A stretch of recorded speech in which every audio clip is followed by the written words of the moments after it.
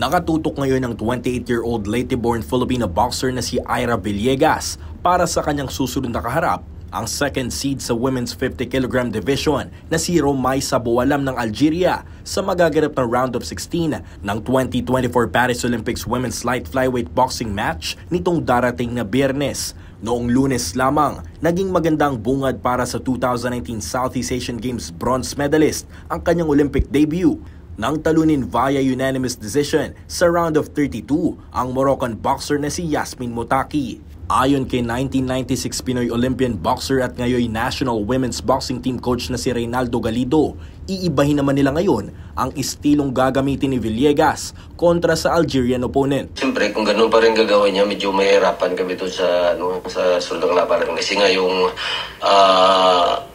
ang kailangan niya na nandun na siya. Hindi siya na bumibigay ng follow-up niya at saka hindi siya masyado nag-active ng lead hand niya. So, kailangan niya talaga yun na isa sa next fight niya, kailangan niya dun kasi yung next ng kalaban niyang Algeria, parang ganun pa rin yung style ng Algeria eh. So, kailangan niya talaga magamit yung lead hand niya at saka yung combination niya.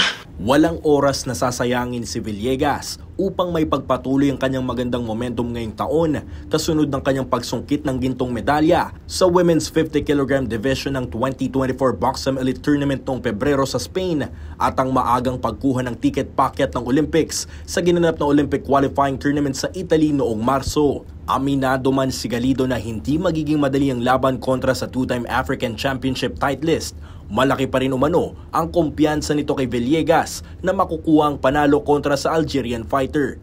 Kasi para namin yan nung sa Germany kami nung last month.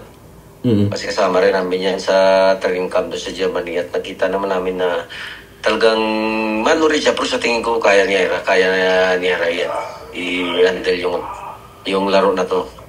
Kaya niya ipanalo. Dalawang panalo pa ang kinakailangan ni Villegas upang maselyuhan ang bronze medal finish ng Pilipinas. Samantala, nakatakda namang sumabak ngayong gabi sa round of 32 match ng Women's 57kg Division si 2020 Tokyo Olympic silver medalist Nesty Petesio. Habang pangungunahan naman ni na Tokyo Games bronze medalist Yumir Marshall, 2023 Vovinam World Championships gold medalist Hergy Bacyadan at Tokyo Olympic silver medalist Carlo Paalam ang magaganap na men's 80kg division, women's 75kg division at men's 57kg division match bukas. Paulo Salamatin para sa Pambansang TV sa Bagong Pilipinas.